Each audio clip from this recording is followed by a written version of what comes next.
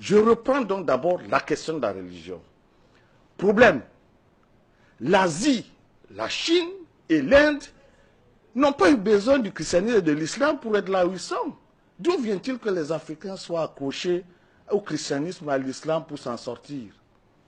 Le juif est juif, l'arabe est arabe. Vous entendez l'Europe chrétienne? Elle ne veut pas se faire avec l'islam. D'où vient-il que les Africains veulent être africains en n'ayant pas de religion à eux?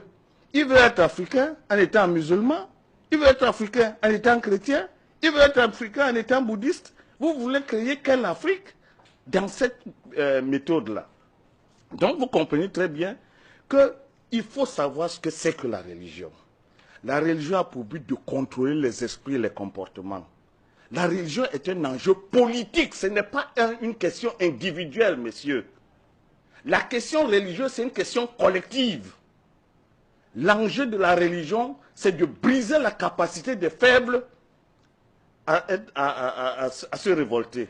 Et pendant ce temps, cette même religion n'empêche pas les puissants de continuer à être puissants. Conséquence, si vous êtes dans cette religion, vous êtes perdu. Qui plus est, ces religions sont des prétentions. Vous avez écouté tout à l'heure notre ami Balok. C'est une hérésie de dire que Jésus va vous sauver ou Mahomet.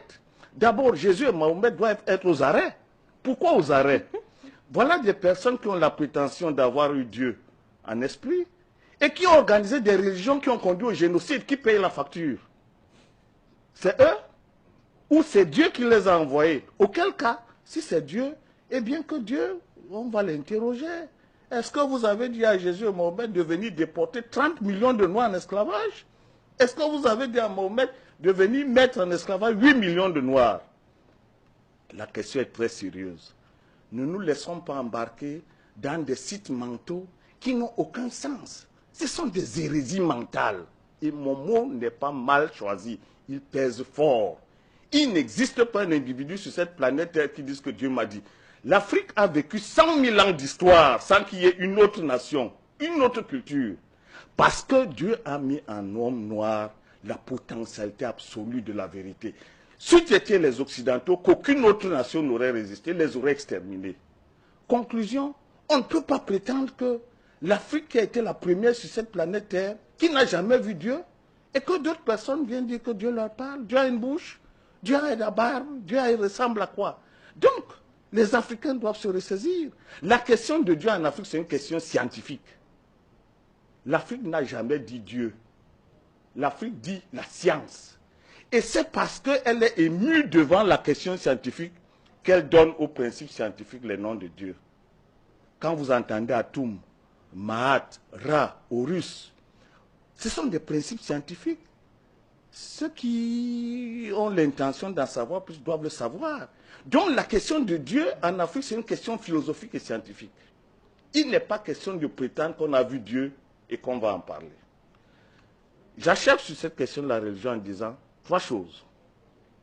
1. La prétention de l'islam de dire que c'est Mahomet qui a sauvé. La prétention de Jésus de dire que c'est par lui que va arriver le destin du monde. Voilà la première base de division la plus fervente de l'humanité.